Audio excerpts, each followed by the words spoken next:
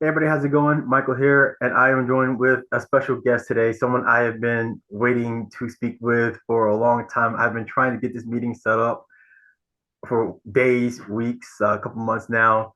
Mr. Stephen Oyoung. Stephen, how you doing, man? I'm doing very well, thank you. That's great. That's great to hear.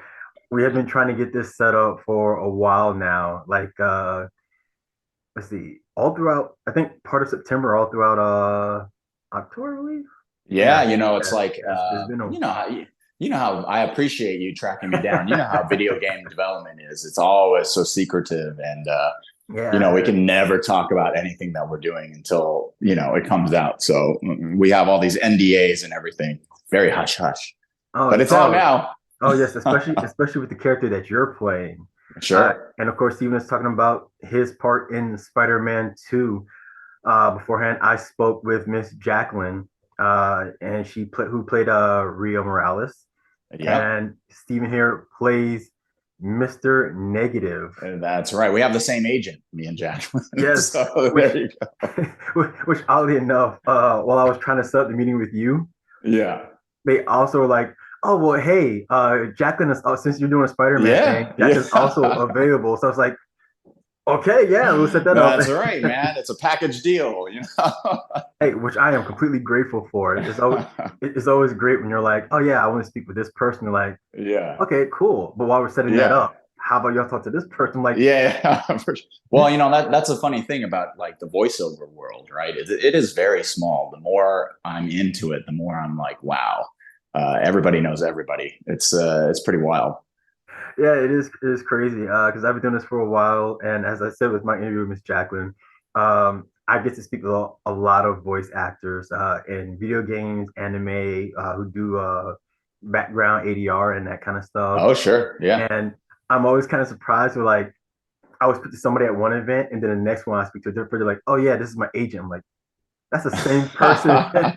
Completely unrelated thing. I was like, "Oh That's right. wow, yeah." So That's right. Well, it's funny too because a lot of voiceover actors are also voiceover directors. yeah, So you'll have performers, moonlight as a director on different projects. It's pretty interesting, the whole VO world. yeah, it's so cool because I guess it does make sense that you get a voice actor to direct other voice actors. For sure. Yeah, like Yeah. I guess that would make sense. I mean, Right. it doesn't sound as cool when you're like a director who doesn't know how to act but knows how to direct actors. Yeah. It just That's seems right. so strange to Yeah, that. I mean, they are two different disciplines, right? I do feel like TV and film directing, you don't necessarily need to know how to act.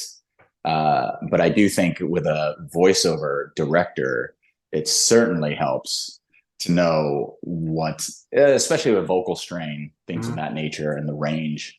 It really helps when they are a performer themselves. Yeah. And thing is, yeah, Steve, I mean, we're here talking about voice acting, but you're so much more than just a voice Oh, thank actor. you. Yeah. I like to think so. I like to think so. I mean, if your resume is anything to go off of, stuntman, actor for film and TV, Yeah, yeah, your connections with the likes of Keanu Reeves. yeah, This yeah. is something we're going to briefly get into. Like, I was like, oh Sure. yeah, cool. He's gonna be the voice of Mr. Negative, but then Yeah, they're like, yeah, here's Steven's resume, and I looked through it. I'm like, yeah. oh my goodness, like, Yeah, so yeah. It's been wild for sure. it is especially we're gonna talk about Spider-Man. Don't worry, we're gonna No, get no, really, there yeah, it's because all of good. course, but there is one thing that caught me off guard completely, and Sure. it is a movie. Um, I'm not gonna spoil it just yet, but it had to do with Bruce Lee that you were part of. I know I went in and I found that, and I was like, Yeah. I gotta talk about this one. But before we get into all the fun stuff, let's get Sure. into the reason that I was actually able to get in contact with you. Spider-Man 2. You were alluding it to before how you guys had to be secretive and you couldn't really talk much, and it made it a little harder for me to get a hold of all of you. How's it feel that it's finally out? You guys can finally talk about it. You can finally talk about being Mr. Negative again, Oh, returning to the role. How's that going for you? yeah. I mean, for me, it was like 2 years, something like that, maybe a little bit more, where I could not talk about it. I could not even hint about it. And Right. people were asking me, and people knew that Spider-Man 2 was coming out, and so yeah, there were questions like, are you going to be in it? Wink, wink, nod, nod, and I could not say a thing. And so yeah, absolutely. Now that it's out, I feel great relief, a lot of gratitude, especially now that we've had a couple days. I think more and more people have passed the game now, so they see the scope of the story, which was a surprise to me. I thought the game would have Mr. Negative be kind of like just a little cameo Right. appearance, right? Yeah. Or at the very most, a boss fight with Miles, but it turned out to be so much more. And the fact that people like it, because trust me, I'm religiously looking at comments on a daily basis. That's just the kind of guy I am. take it for what you will. But yeah, people are liking the performance. They're liking the story. And as an actor, that is all I can ask for. That's the only thing that I want out of any performance, is that people dig it. And so I'm loving it.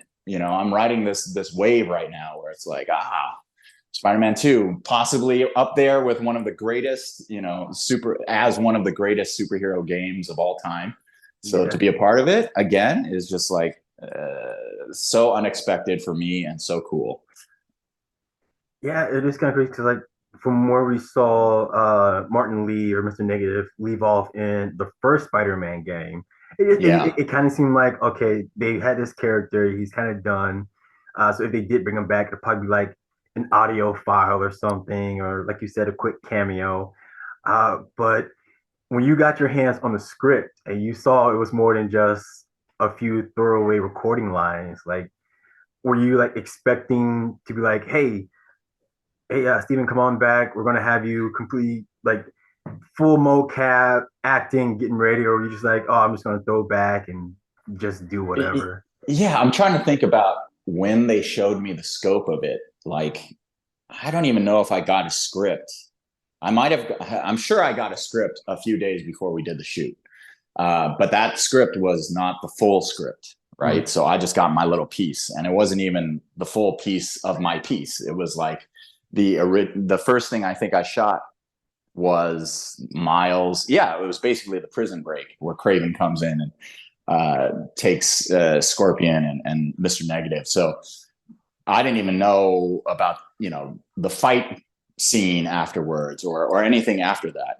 I kind of assumed there'd be a fight scene after that, but yeah, that was basically it. Before that even happened, like I said, I thought it was going to be. I didn't even think I was going to be recording voiceover. I thought it would just be like a picture of Mr. Negative on a newspaper or something. Right. So to be able to film that first scene was amazing. And I'm old hat at motion capture, so it was kind of like going to a high school reunion, only one that you wanted to go to, because I was able to see Najee and Yuri and Brian and all the folks at Insomniac. So it was really kind of it was such a heartfelt, tender moment. I'm going to get it sentimental here for a second, but it's true. Like, I was super excited to be back, and that first sequence was so fun. And then all the stuff afterwards was just like a bonus to me. So, the next couple shoots, Brian would show us like on a PowerPoint presentation, the act 1, act 2, act 3 progression of the story with key art. So every time he did that, and again, as the scope of my character's return became fully revealed, I was like blown away every time. And the first thing I remember for sure was the new look of Martin Lee in this one. So, they showed me that. Jacinda Chu as the art director is super cool. And I was, again, blown away. I'm using that phrase. It's such a cliche, but I was just like, whoa, this is dope. Like, Mr. Negative looks completely different. He's seen some time, so he put on some muscle. I was like, that's cool. And I think it really helped inform the performance for the next game as well, because then I had an idea like, oh, what direction they were going in. Right. So when you got the call to come back and you got to meet everybody, what changed for you when it came to Martin Lee as the character? Because in the first game, he started off as a great guy. You know, he's helping run a shelter, and then so he becomes Mr. Negative.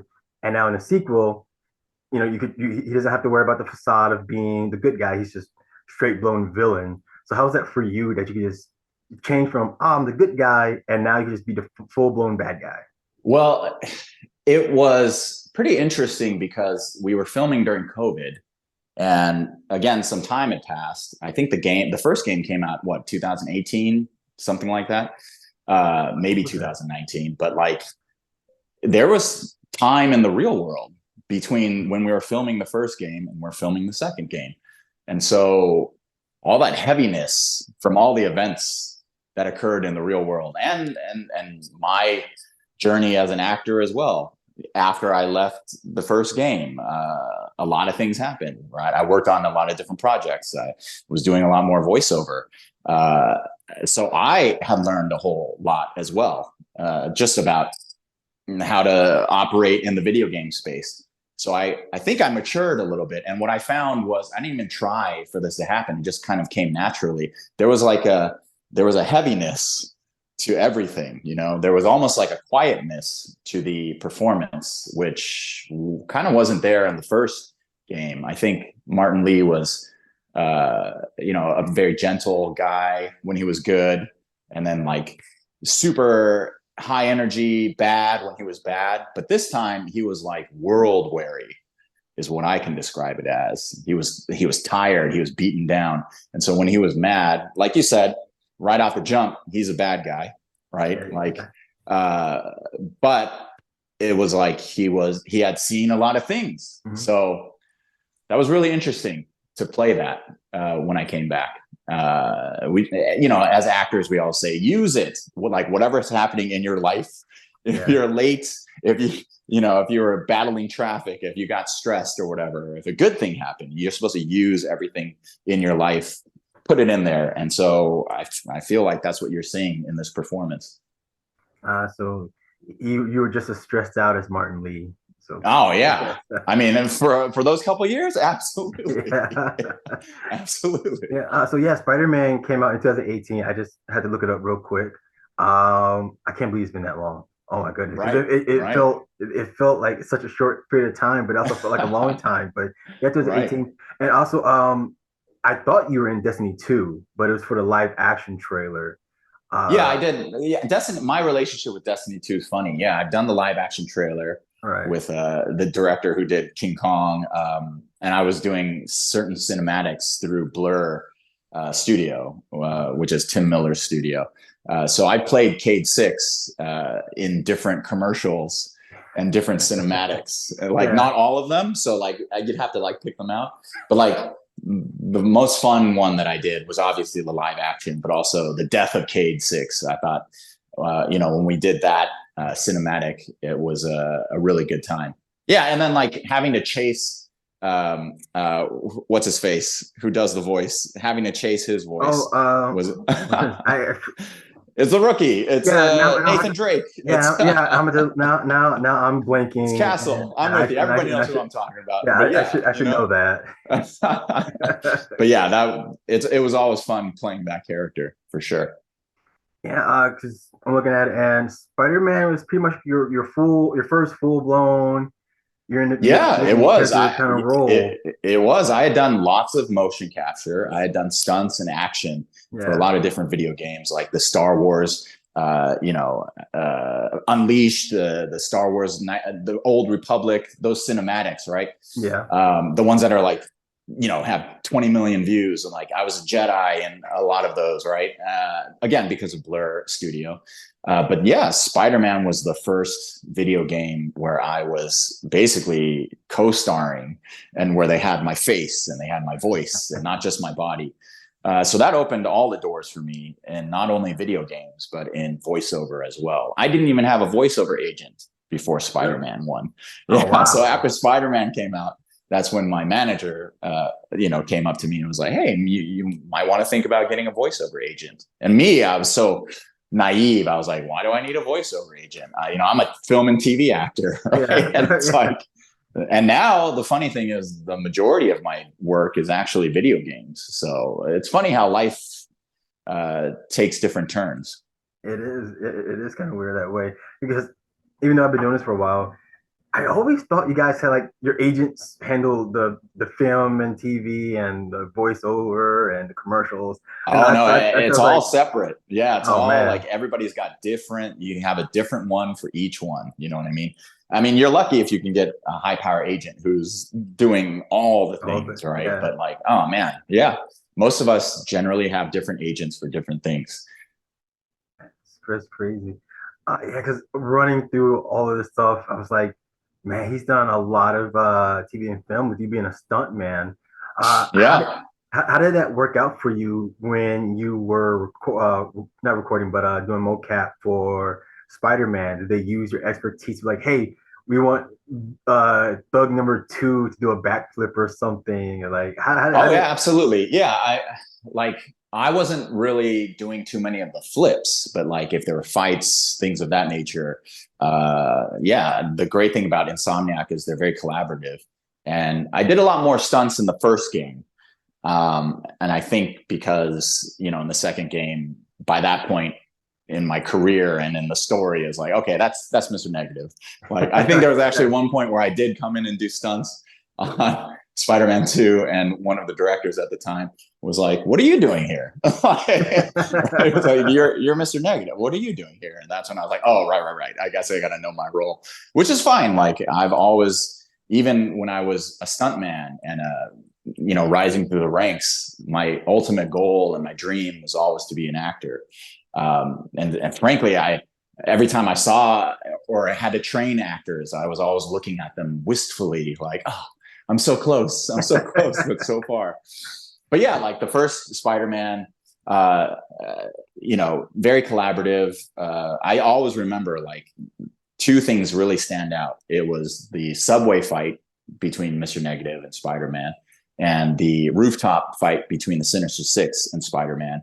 And I just remember like the creative team at Insomniac, the directors, they were just like, yeah, the whole guy, all the team, right? They were just like, go for it. What do you guys got? Right. And so we'd all just like bounce ideas back and forth and just do the thing, you know, and it was super fun and very inclusive. And then in Spider-Man 2, what little fighting or whatever that you see with Martin Lee, I'm able to do because, you know, I can do that. I can do sword fighting, things of that nature. Now, if you want me to do like gymnastics, double black, you know, backflips and like all that stuff, it's like probably not going to be your guy. Right? But they have a wonderful, wonderful stunt team who are some of the most talented men and women you will see in this industry. So yeah, they were in good hands. okay. You think everyone looked at you and were like, one day I'm gonna be like Steven. One day I'm gonna go You from know, I'm gonna well, go the from funny, stunt.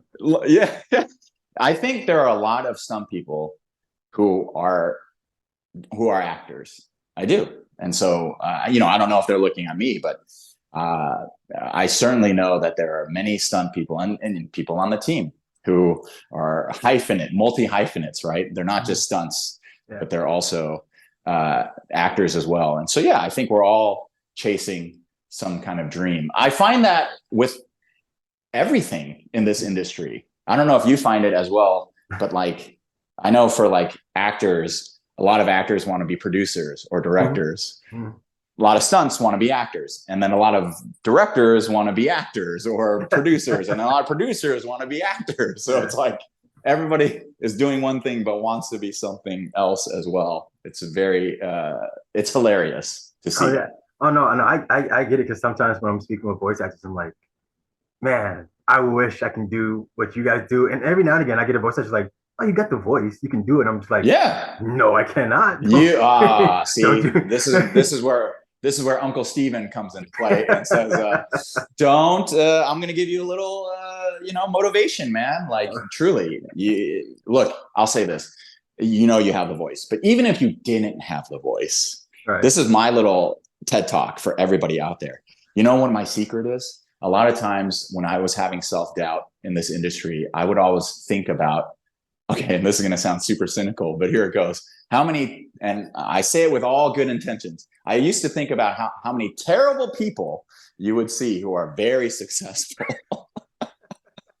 You know, And so I thought to myself, hey, yeah, this is not rocket science what we're doing, right? Like if you're a human being and you can have emotion, we can you can do it. Acting is one of the first jobs in human history. So yeah, man, don't let anyone tell you no, including yourself. That's what I say. right. It's just so much, and it's a field where it's expanding. There's especially Yes. now that more and more people are able to get their work out there.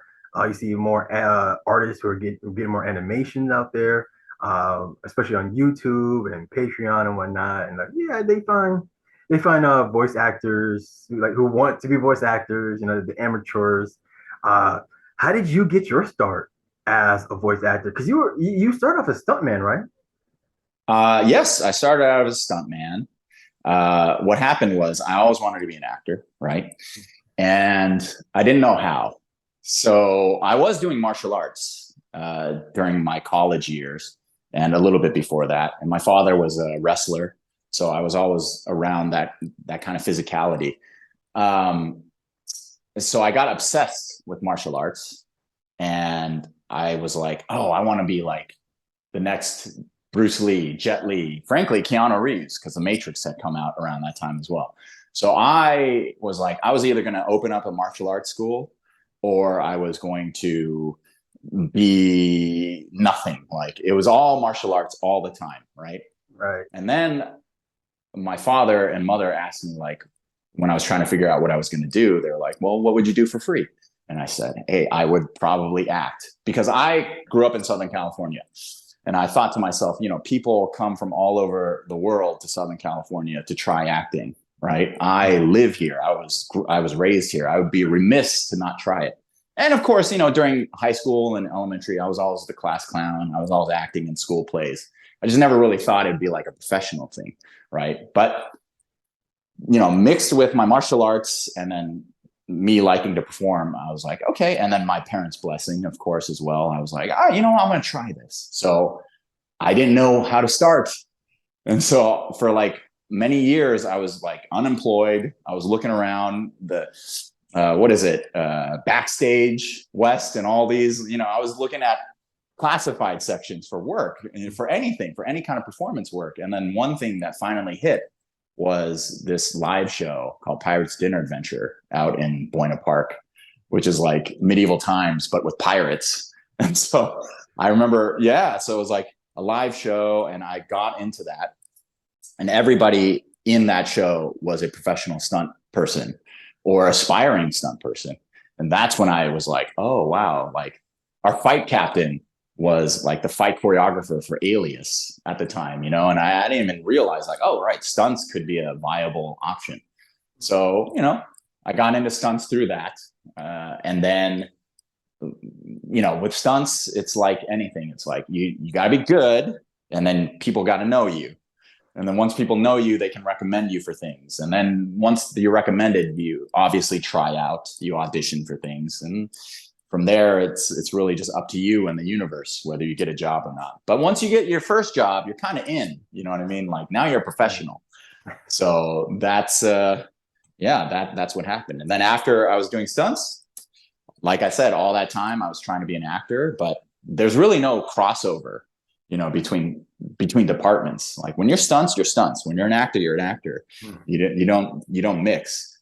But I was able to get management and get an agent through my experience as a stunt person because I was on camera, and anytime they needed somebody, some henchman to say a line or something, I would fight for that, like with all of my life.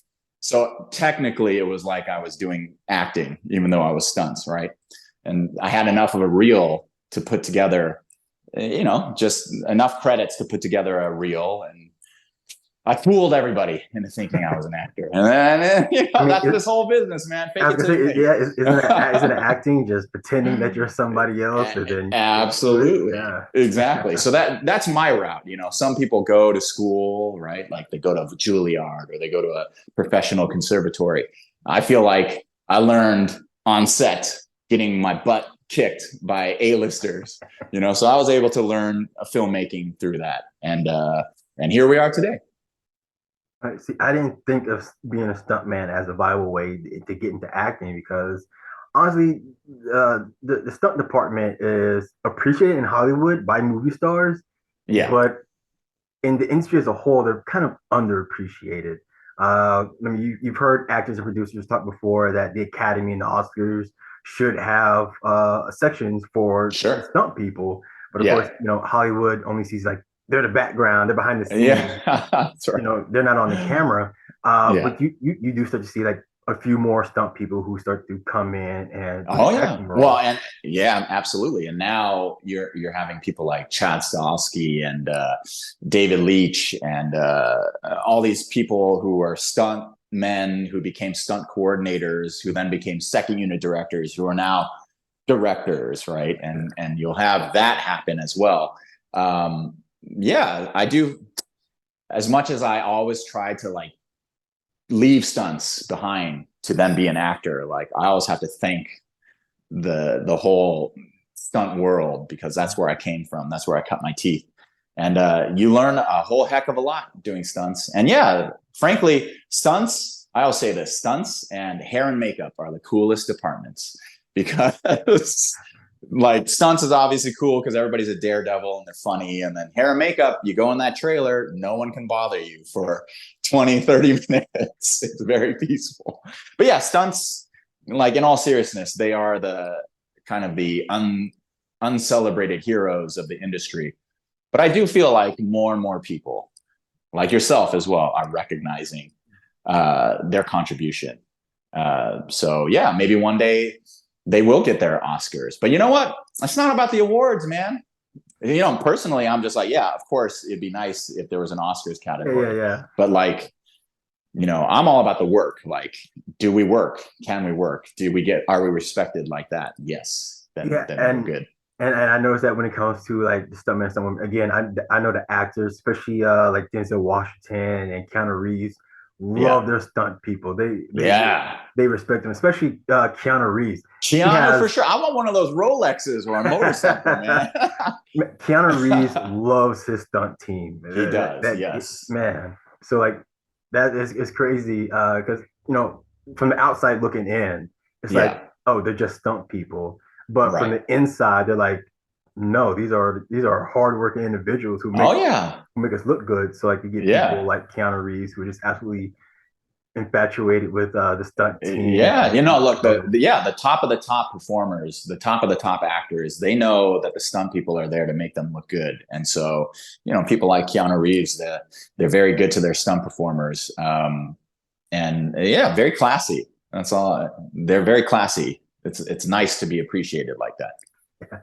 So let's talk about your time with like Keanu Reeves and Sure. Denzel Washington because you were a trainer. Like I mean, you were a trainer for a while. What's that like? Yeah. Training So big stars.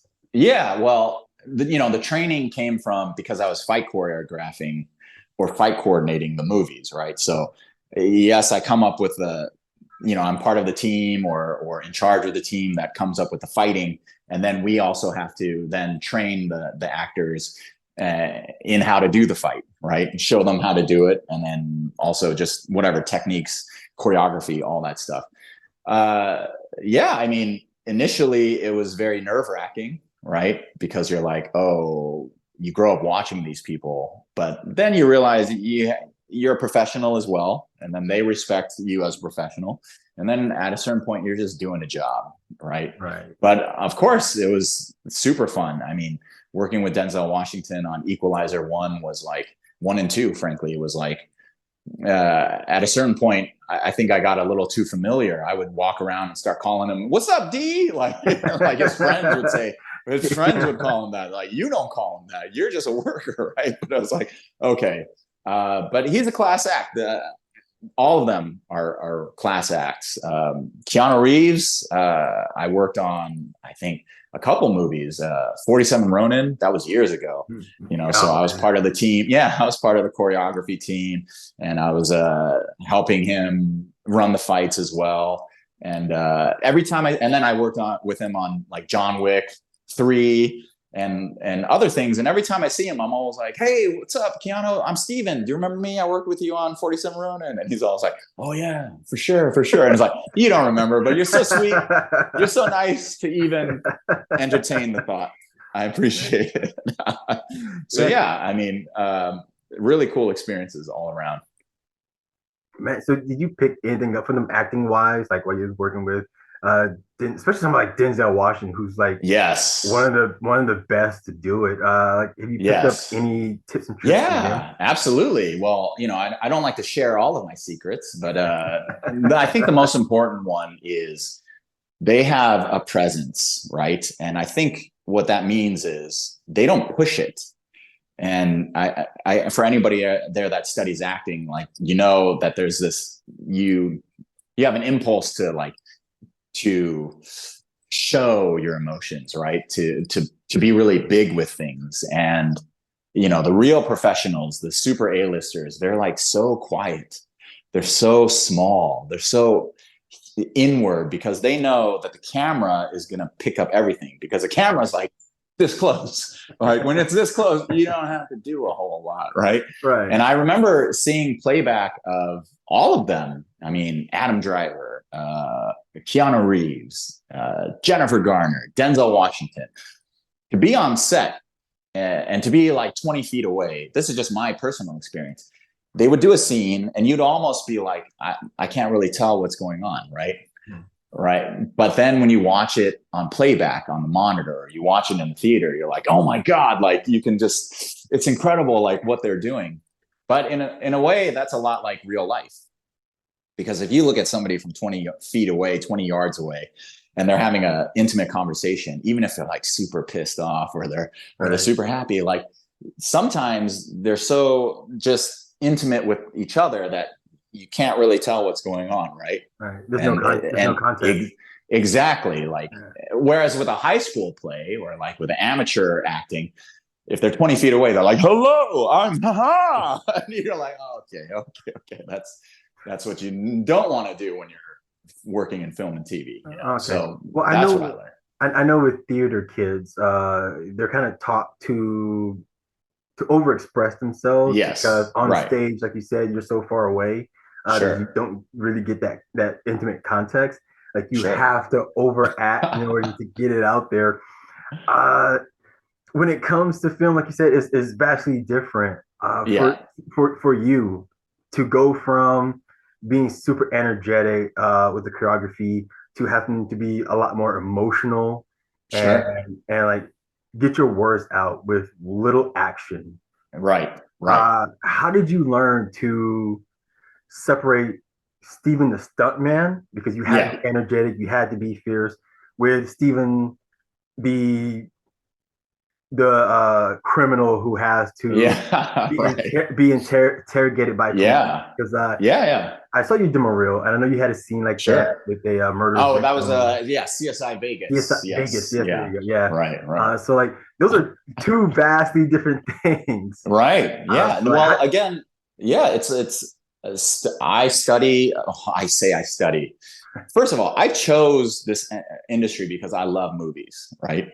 And so I said to myself, what job can you get where it is your job on your off time to watch movies?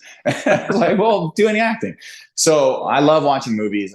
I watch people's performances all the time, right? And then I think the other thing is I watch my performances all the time. So a lot of actors don't like to watch themselves. I'm the opposite. I like to watch myself. If it goes good, I'm great. If it goes poorly, I like to learn from it. And yeah, so it was a lot of trial and error, frankly, because trust me, I remember when I first started trying to act, and I was even doing stunts. It was like I was super big. I was super, amateur hour, right? But as the years progress, and again, being on set and watching people, and to your point, like, what did you learn from those actors? Like, I think it really hit me in Equalizer or 47 Ronin.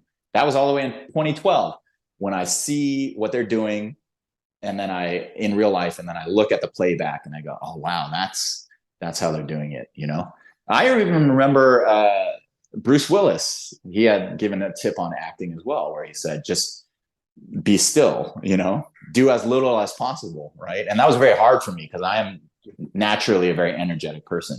So it just took a lot of time, frankly, and a lot of practice, which I know is not a sexy answer, but it's the truth. It's like a lot of time and a lot of practice to go from one style of acting into the other. But once you get the hang of it, it's just like any discipline.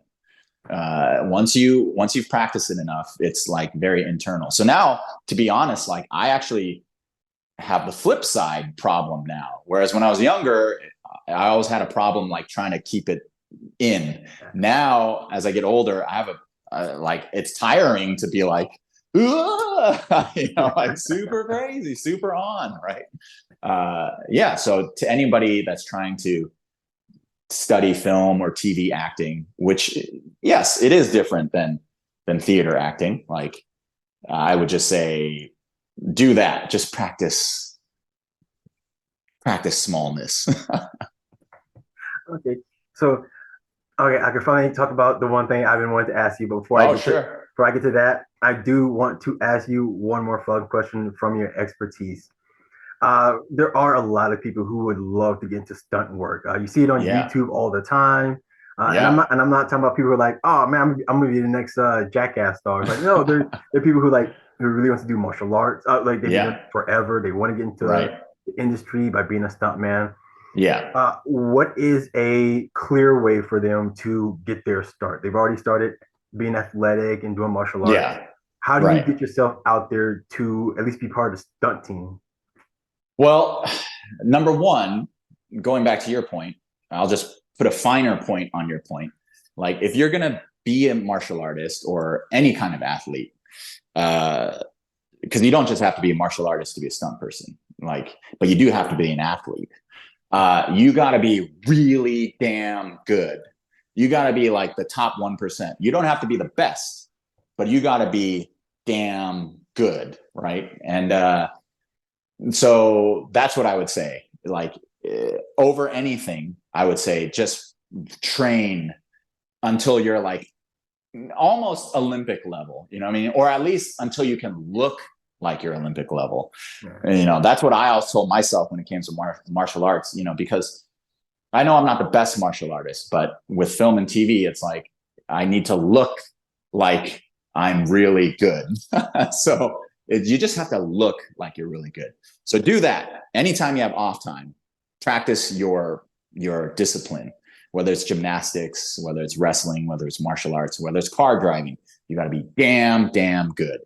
Then what you do, this is just off the top of my head, but obviously I think having a social media presence helps because people are going to want to see your stuff, right? So whether that means you're on Instagram or you have your website, whatever, or you have a YouTube channel, as long as you have your stuff online and ready to go at a moment's notice, then that's good because people will ask at a moment's notice, well, show me your stuff, send me a link, send me your reel, right?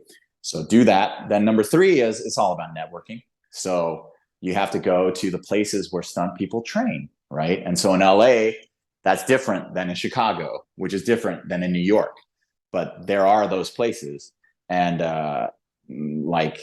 just in California alone, I can say Jam or Tempest, right? Like go to that. You'll be all right. Like you will meet other like-minded people. I mean, that's how I got my start in stunts is knowing other stunt people. And then generally what happens is once people know you and you're cool and they can trust you and you're not weird, right? Because there are people that are like, just not fit for the industry, right? But then when people can tell that you are, then that's when, frankly, the call will come in, which is usually just like, hey, I'm giving all the secrets, by the way, but this is how it usually goes. It's like, hey, there's this movie, this coordinator is looking for X amount of people, right? And I'm your friend and I knew this person, so I put your name in, right? And it's like, oh, then it's on, right? It's like, okay, you get your name into this group, you can get an audition, blah, blah, blah. And as long as you try your best, then it's up to the universe whether you get the job. That's just one route, right? Then there's other routes where it's like you can sign up for stunt listings or things of that nature on Facebook, whatever. Like you can Reddit this, you can research this, but when you're on those lists, then they'll have notices, auditions, things of that nature. You can submit your stuff, your headshots, your resumes, things of that nature. Oh yeah, going back to that, have your materials correct. You got to have a headshot professionally done. Don't just do it on your iPhone, right? Spend the money, right? Because this is the thing, right? Oh yeah, and have a resume as well. Like spend the money, do the thing, because that's what separates professionals from amateurs is the willingness to, again, at least look a certain level. And I know it's painful and nobody wants to do it. And I didn't want to do it either. But this industry is based on perception. So you have to be perceived as a professional. That's what I would say.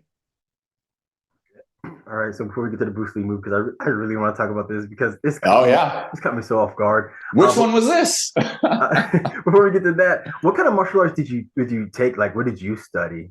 My basis is wushu kung fu, because I came from a time where all these Chinese athletes from Beijing, from the same school as Jet Li, came to America, and they all went to like the East Coast, the West Coast. They went all over America and set up schools or were teaching at schools. So I was very fortunate to kind of ride this wave. Again, it was after the Matrix. Wushu became like super popular, and then sport karate took over, and that's when I was like, I don't even know about all that, like all the quirks, all the twists and stuff. But yeah, wushu is my basis, and then as a stunt performer, you pick up all kinds of other stuff. And obviously, right now, jiu-jitsu is super popular. Wrestling is popular. Muay Thai obviously is in the bag of tricks. So that's where I learned my stuff. That's pretty cool. Because I know, like you said, when it came to Muay Thai, people are getting big into MMA, and Yes. Muay Thai seems to be like Yeah, the boxing, go-to. MMA. Yeah, boxing, MMA, Muay Thai. I mean, I just again signed up, in my mature age now for Muay Thai because I was I should actually learn how to fight. You know what I mean? So it's good stuff. I recommend it highly. Yeah. All right, cool. All right, so finally, I can finally get to the one thing like I personally wanted Oh, to talk you want to talk about. about Bruce Lee more than The Bruce Spider-Man? What? Lee. I'm curious what this is. I'm sorry because I was doing my research on you, and Sure. I was going through your resume, and Yeah. this thing just popped up. It's like, Yeah. no, there's no way. And I looked at the trailer and I looked it up. I was like, what in the world? It was a game, a game. It was a movie called Finishing the Game. Oh Uh, yes, I have fond memories of that. way back Yes, in I didn't even. I 2007. yes, I don't even think I made the cut. But yeah, I'll let you finish your question. What's your? Oh, it was more just me going on a ramble because like I Yeah, am like super because I didn't know this movie existed. yeah, I didn't know anything about Bruce Lee's yeah. unfinished passion project. Sure. And like I want to see the movie now, and I wish I saw it before we had a chance to meet, but I can't find the movie Yeah. where I mean, Oh, it's I one, know. yeah, But it's one yeah, of those no, things. that was an incredible story or for me anyways, because that's directed by Justin Lin. So that was Justin Lin as of Fast Five fame, right? Fast Yeah, and yeah, yeah. Furious. Uh, that was his kind of indie comedy project that he was doing even before Fast and Furious Tokyo Drift, right?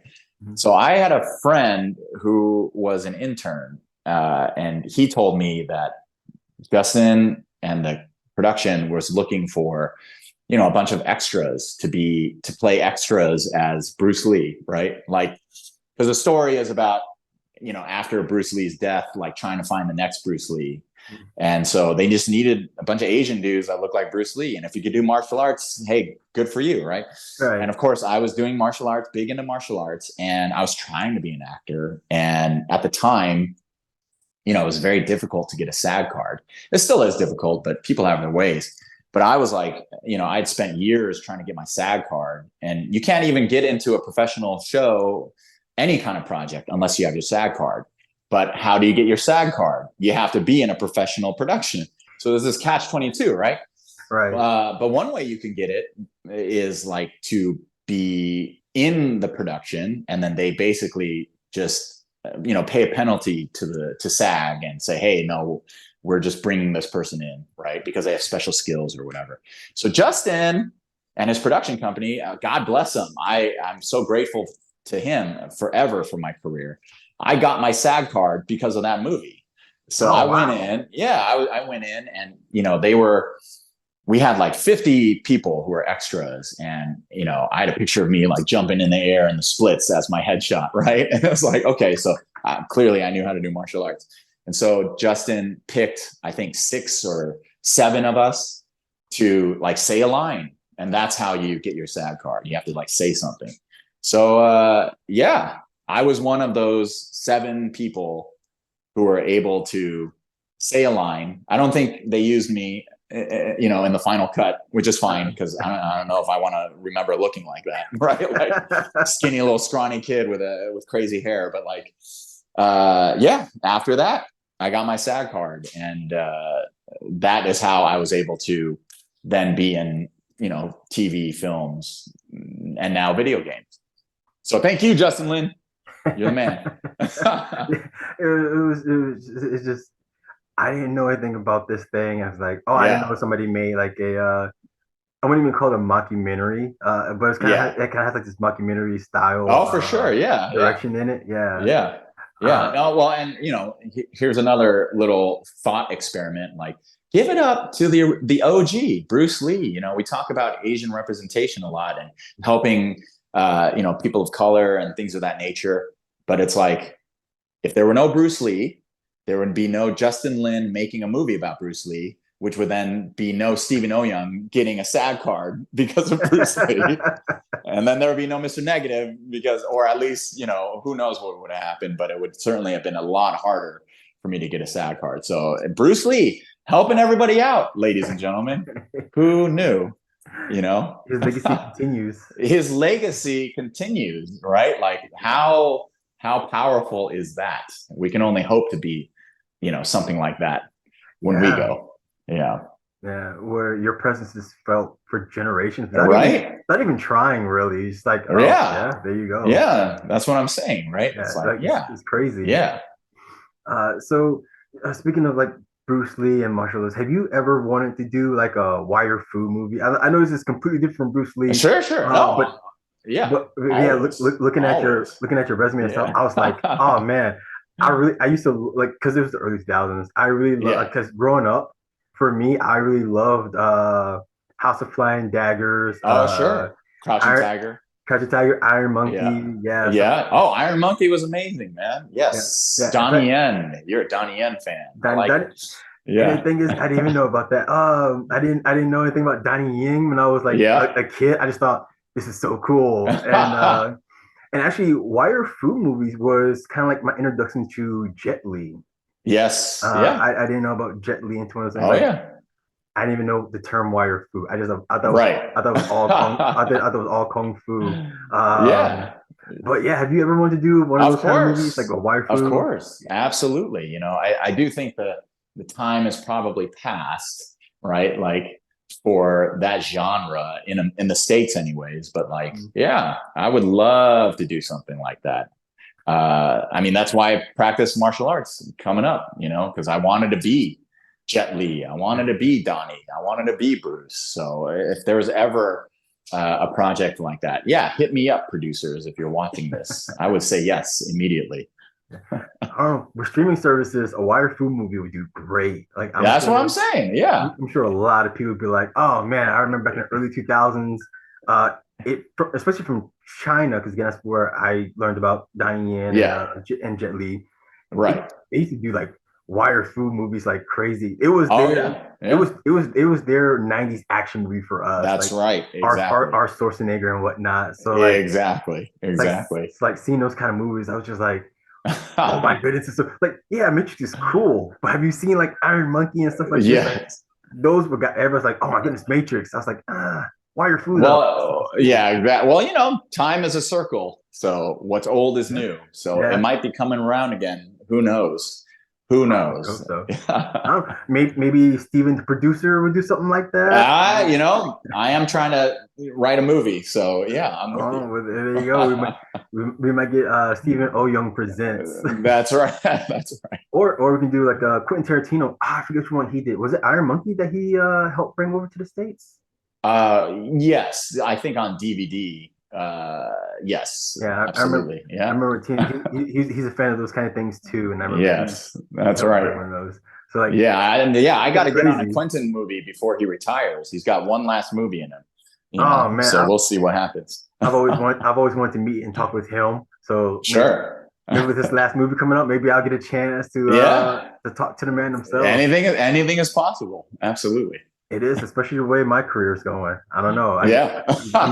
I'm meeting all kinds of actors, Yeah. both new and old. Like I said, meet people who are just coming into the industry, That's right. people who've been in Yeah. for so long Oh my that gosh. if you Yeah. go back and you're like, you were in this movie? Yeah, I was in that movie. It's Yeah. like my first thing I've done. So like That's right. it's That's always right. crazy like you can meet people like that. Yeah. So let's actually I got to talk about my thing, so we can go back to being Sure. professional. Going back to your resume, you've done a lot of TV episodes and whatnot. You know, NCIS, Hawaii Five O. I'm going through this list. I'm not gonna go Yeah. through all of it because this is immaculate. Uh, Sure. and like you said, you were coming back and you were doing a lot of video game stuff now. Yeah. One of the things that got me because you were doing martial arts and you were stuntman, you're in Mortal Kombat 1, Yes. the newest Mortal Kombat. I was doing Walla Wallas. I was doing like yelling voices for I think there was a couple, but one for sure was Omni Man.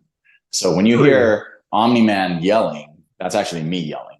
So Oh wow, that's great. Omni Man is actually the next DLC character. He's coming up pretty soon. So yeah, oh yeah. man, that's crazy. I didn't know you were out here doing Yeah, yeah, doing stuff for Omni Man. yeah, yeah. You, They're a great team. They're very cool. And one day I would like to be a character on them. So yeah, if I'm able to be in Mortal Kombat, that would be pretty cool. That that, would that, be a dream come true to be a that, character in that. that was Yeah. actually going to be one of my next questions. If you were able to do stunts for him, or if you would love to do some moves Oh, for my combat. movement days are over for that. Like if I were a character, yeah, absolutely. Like and especially if they got my face, I'm more than happy to do that. Yeah. That's pretty But my cool. doubling days, those are done. Yeah. You know, maybe one day they'll bring back the Shaolin Monk series, and Sure. you can come back and do since this Mortal Kombat 1 is a complete reboot. Right. That means they can reboot Shaolin Monks, That is true. which is a personal favorite Mortal Kombat game of mine. Yeah, yeah. So like when I heard they were rebooting it for like a full blown reboot, I was like, Right. God, please bring back Shaolin Monks. Hey, maybe they will. Who knows? Yeah. I hope Anything is so. Hopefully yeah. one day. Yeah. Yeah, you did voices for Starfield, a game that That's came out not right. too long Well, ago. to be fair, there's thousands of us. That was such a big project over so many months or years. It's pretty incredible. I mean, I'm working on this other video game right now that I cannot disclose, but literally everybody in the cast is is on Starfield. Right? It's like, oh, Really? you were in Starfield. You're in Starfield. So that's kind of another like um, I guess what would you call it? Like calling card for voice actors now is like, oh, were you in Starfield? Oh, cool. Like I was in Starfield. All right, Hey, great. small world. Cyberpunk 2077 or whatever as well is like that's another one where a lot of people were on that as well. So yeah, I mean, look, anytime there's one of these open world games or whatever, I'm more than happy to say yes to these projects. There's so many characters that they got to get, and they're pretty fun. Well, I mean, you got to do one that was very loud. One that people probably doesn't know about. You actually got to play Jason Todd Oh yeah, yeah. in Gotham Knights. Oh, thank you. That yeah, that was a very fun experience. Again, very challenging because we shot that during COVID. So we were supposed to do performance capture up in Canada. They ended up getting like a few sequences of us, but generally a lot of the mocap and even face cap was done by their Canadian team. But yeah, I mean, to be Jason Todd, I basically, some people ask, oh, what was your inspiration? I was like, I'm just, I had read the comics. I've obviously seen Under the Red Hood. Jensen Ackles is the man, right? I do think he's the definitive Jason Todd. But for me, I was like, I'm just going to have fun with it. And I'm going to play my version of Batman. And I think it's the closest I could get to being Batman. And Right. yeah, it was a joy to perform. And we were in the booth for forever. We were shooting that game. It seems like it felt like 2 years, but because they had the 4 different storylines, so there was a lot. There was a lot to cover. But that was one of the first games where I actually could play a hero, and not only play the hero, but be like co-starring. It was like I'm very grateful to them for even considering me. Yeah. So what was your audition like to play Jason Todd? Did they let you know like, hey, we're reading for Jason Todd, or was it like generic Batman It voices? was a generic scene. It wasn't a generic scene. It was a scene that it was like a dummy scene that they were not going to use. Right? Mhm. They're just testing your range. I kind of got the inkling we were talking about Batman and that this was Jason Todd because it was at his funeral. Okay, and basically I had to say a speech, and his name wasn't Bruce. His name was something else, but it was, you know, I was talking and I was like, wait a minute. I think I'm talking about dead Batman. All right. that means I am Jason Todd. Oh, okay. Because he was angry, he was emo, he was all of that. And I was like, okay, yeah, this is not Nightwing. This is not Robin. This is Jason Todd. Oh, interesting. And I knew it was a WB game. So I was like, okay, it has to be Batman.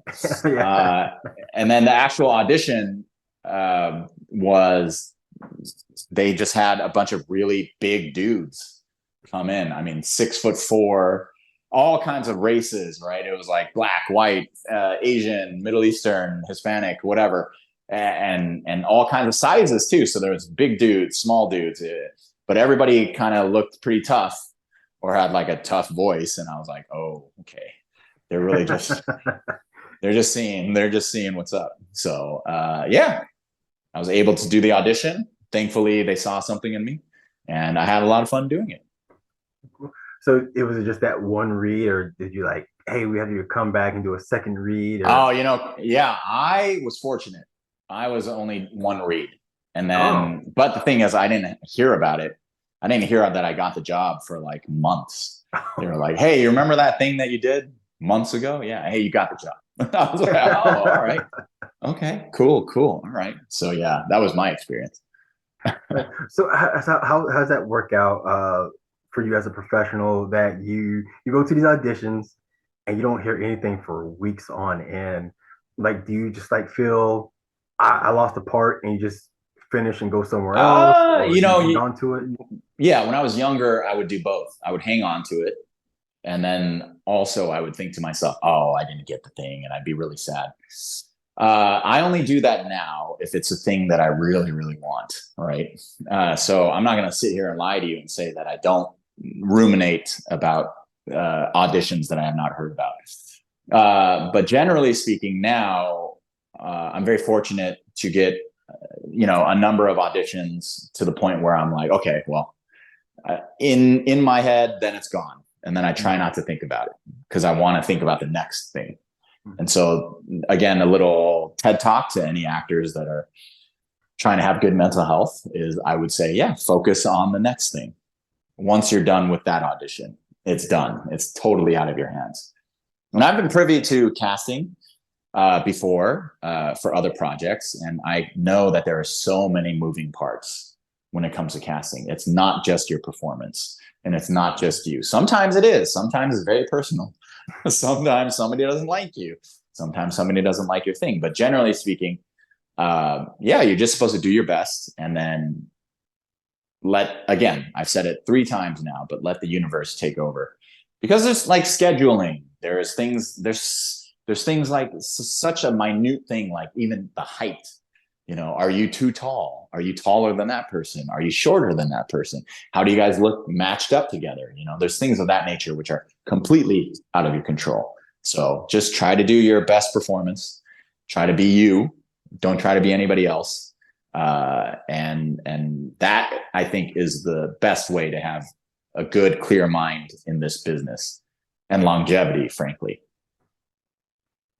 Because it just seems so wild to think that you have to wait months to hear back.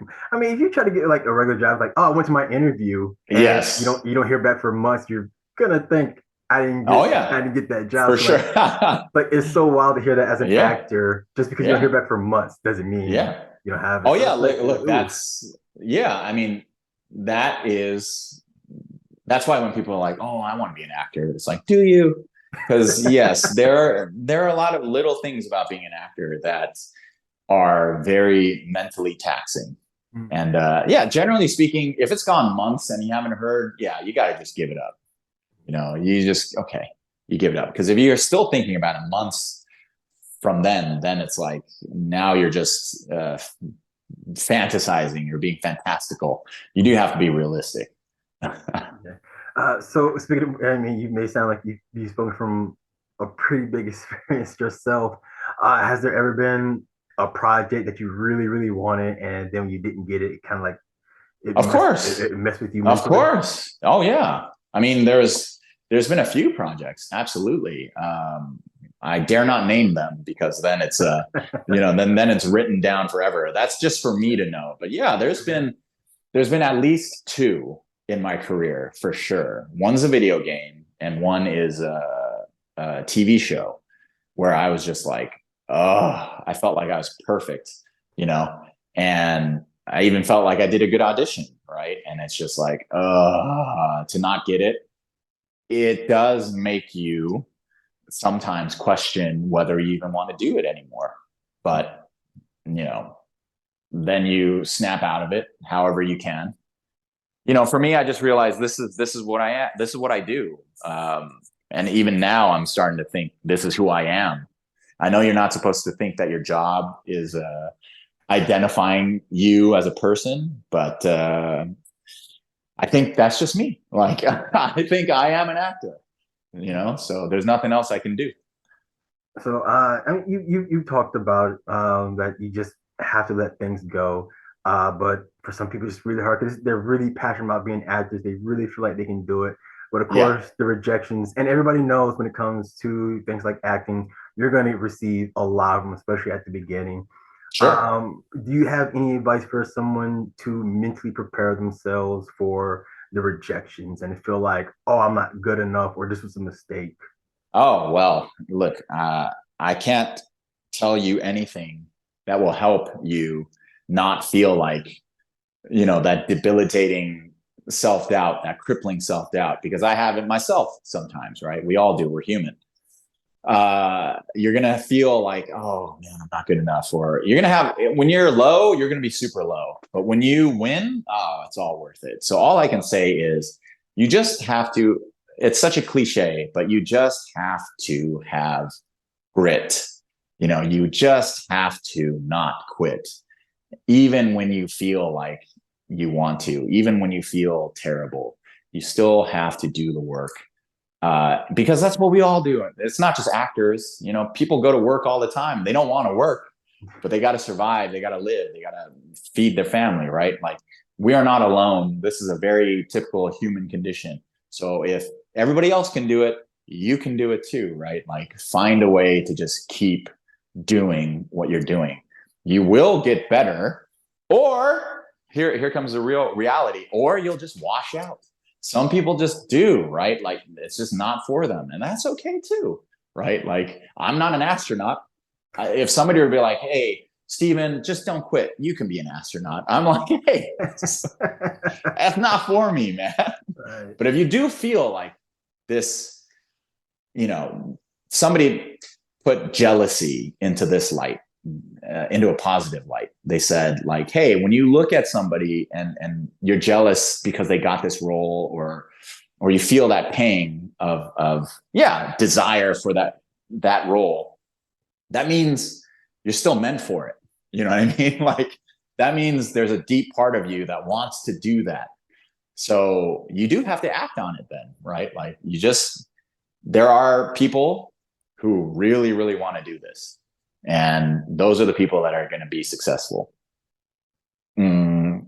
But on that score too, I'd have to say, like, what does your success mean? Now we're getting into real esoteric territory, but it's like, will everybody be a superstar? No, right? But you define your success for you. Like, are you able to do one project a year? Are you able to do are you able to do what you want to do? If you can, then that's amazing. And nobody can take that away from you. So yeah, long story short, just don't quit. Even if you want to. Like the cat poster, you just got to hang in there. You just do. And even if you feel terrible, you just keep doing it. That's it. That's as simple as it gets. Okay. So, actually, let's talk a little bit about you. What is your favorite genre, film or TV to work in? I love the genres that I do. I mean, well, I guess if you're talking about TV, film, because like video games, right? It's all fantasy, it's all sci-fi, it's action, right? It's very within my wheelhouse. I love to do that. So, yeah, I mean that is my favorite. As far as TV, I mean, a lot of the action, the films that I've been in are action, so I'm very happy about that. A lot of the TV stuff has not been action, so that's a different thing, right? I would love to be in some kind of like fantasy type deal. You know what I mean? Like those kind of things, sci-fi, that kind of genre. I would love to be in that. Those are my favorites. Yeah, you mentioned way earlier that you've been doing some writing. Sure. With as long as it's within the guidelines, because I don't want to get you in trouble with anything. Sure. What kind of stuff have you been writing back, or did you love to write about?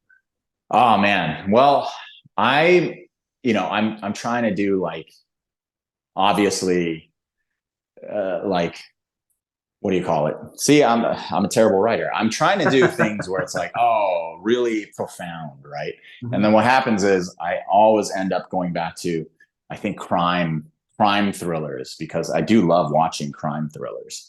So I think that is going to be, if I'm ever able to write and complete a film and like star in it, I think it's going to be in that kind of genre.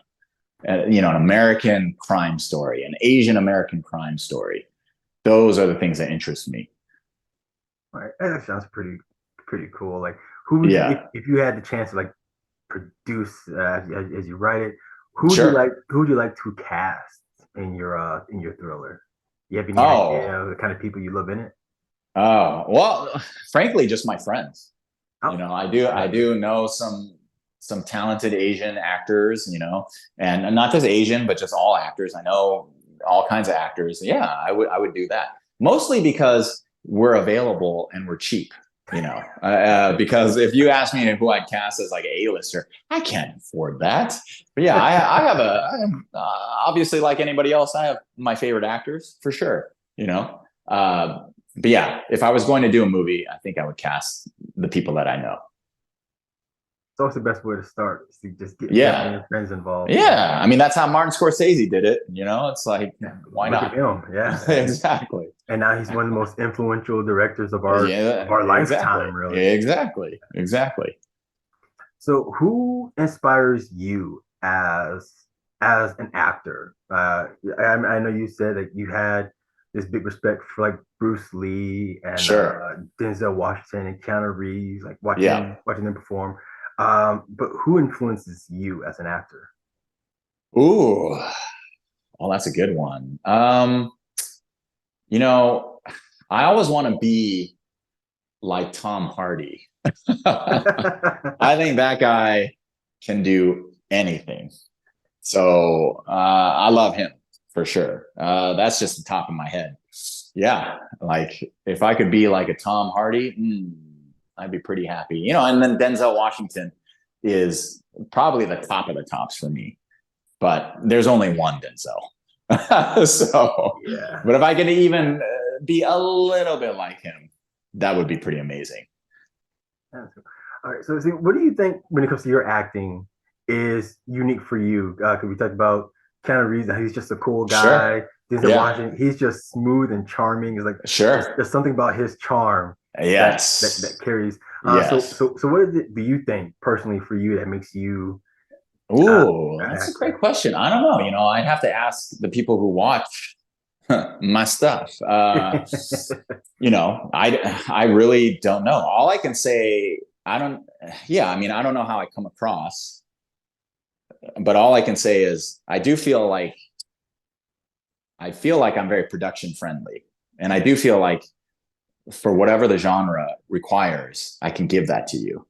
You know, which and I feel very comfortable doing all of it, right? Including, like I said, my own stunts, right? Like, and and I've seen a lot of production as well. So I'm not like these actors that are like, oh, I want to do my own stunts. Like I know what it takes to do your own stunts. Right, Yeah, most people can do their own stunt once or twice, right? But can you right. do it 7 times? Can you do it 14 times? Can you do it when it's 2 in the morning and you're cold and you're in the middle of water, right? Like, yes. And then yeah, and I try to be very good on set, and I don't know, man. Like I said, if I'm gonna big myself up, I just think my biggest strength when it comes to production is I don't complain. You want it, you got it. That's fine. That's what we're here for, right? It's that You got stuntman me. attitude, huh? Yeah, man. Like my motto is always like, they don't pay us to be comfortable, right? It's like Yeah, go do it, and whatever that means, whatever it requires, right? And also, I try not to, you know, I try to do all the homework myself, right? So I'm trying not to be slowing things down by being like, wait a minute, hold on, let me think how this blah blah blah. It's like, no, I try to have it when on the day so that we can get it done. Because I know a lot of these people in production, the true unsung heroes are also the crew. You know what I mean? It's like, no, those people in the crew are putting in 16, 17 hours a day. So far be it from me to be the self-indulgent type to slow everybody else down. all right. Yeah. Yeah, you talked about how a lot of actors are like, oh yeah, I'll do my stunt once, and then you have one of one of the dying few, one of the last few, Tom Cruise, who Sure. is just downright Yeah. crazy with his Yeah. stunts. We don't really see a whole lot of Tom Cruise anymore. We don't see the Jackie Chans anymore, Yeah. but we do see more stunt men and women get into movies. Uh, is it because they're getting into acting that for whatever reason, insurance reason or whatever, that the stuntmen and women aren't doing their own stunts anymore and they're relying on their stuntmen friends to help Oh, with well, film? no, I think it is a rare breed to be a true, actor as well as capable of doing your own stunts, right? It's very hard to be a really good actor and then also good at stunts. Right. So I think that's just I don't think we're seeing less. I just think it's always been that way, that there's only going to be a few select people like that. Mm. And I think that's just how it will always be, because as much as I say anybody can do acting, I will also give acting its due credit, which is like, it is a discipline, and to be really good at it, it requires a lot of technique. Uh, and then you add in the stunt component, what was my first thing about stunts? You got to be like top of the tops, right? You got to be like top 1%. That 1%. Yeah, Yeah. that's what I'm saying. So like, can you? Okay, I'll even be generous. You got to be the top 10%, right? Because when it comes to things like gymnastics, you don't have to be an Olympian, but like you got to be top 10%. That's all I'm trying to say. Like that's now you're whittling down the number of people in this world that is able to do that. So yeah, those people that you mentioned who are doing it, they're very special, and they deserve the credit and the success that they have. You know. All right, Steve. So before we go ahead and end our interview, because this has been fun. Yeah, absolutely. I kind of wish kind of wish I can do this for hours on end. Next one on the next one on the next game. Hey, you all heard him. He said he'll come back. So Not on Spider-Man 3. I'm saying another game. yeah, your unknown project. Yes, exactly. Once that finally comes out, hopefully we can come back Absolutely. and talk Oh, about trust that. me, I will. That yeah, it's going to be good, I think. Yeah, I'm excited for that one. All right. So before I let you go, one last fun question. Sure. What movie with all the movies that's coming out, or probably even a video game, Sure. which one would you have loved to direct? As if you got into world of directing, would you direct a video game, a TV show, a movie, anything that you would like Ooh. to do? Ooh. Now, when you say I would love to direct a movie, now Okay. your Okay. question is which movie that just came out or which movie that has come out? Let's go with the one that you're interested in. If there's something that you in the past, in the future, present, anything that you would love to do. Oh, well, that's a good one. Well, it's so strange. Like I always say that I love, uh, yeah, I mean, look, I would love to direct. And again, I'm going to say stay within the realm of our strike, but I would love to direct. I would direct a sci-fi thing for sure. I would direct a sci-fi thing. Actually, and here's another weird one. Here's a wild one. And I think this is okay for the strike because it's an old enough movie. But one of my favorite movies was Ride with the Devil, which is a Civil War movie, and it's really slow. But like the more I watch it, the more I find things that I love about it, Right. and it's got Tobey Maguire, and it's just yeah, that movie is phenomenal. So I would probably do like a period piece, frankly. So that's my spectrum. I got all the way from sci-fi in the far future to all the way in the past. I would love to do some kind of, period piece movie. So that's what I would. But again, like I said, the movie I'm trying to write right now is like present day, because you got to think realistically, how much if you're going to shoot it yourself, what can you do? So present Yeah. day, gritty crime thriller, whatever, American, right now, right here. Shot for $20. You heard it here first. Hey, if you need any ADR work, I don't mind. Absolutely. You'll be the first stunt call. Awesome. I'll be a death voice. There you go. Hey, that was pretty good. That was Thank a good you. audition. I like it. You can't keep that one though. That's Okay, yeah, right. I'm gonna put that on my demo reel. Yes, right. That'll be in your contract. Awesome. All right, Stephen, thank you so much for joining me. I know you're Yeah, a busy guy, and it's so great that we can finally get the ball rolling on this. absolutely. Thank you for joining me. Congratulations on returning as Martin Lee for Spider-Man 2, which is out now on PlayStation 5. And can't wait to see what this unheard of project is. I can't wait for us to be able Yeah. to talk about it. Oh Yes. man. So Mr. Stephen, thank you so much for joining me. Thank you. It was a pleasure. I pray for my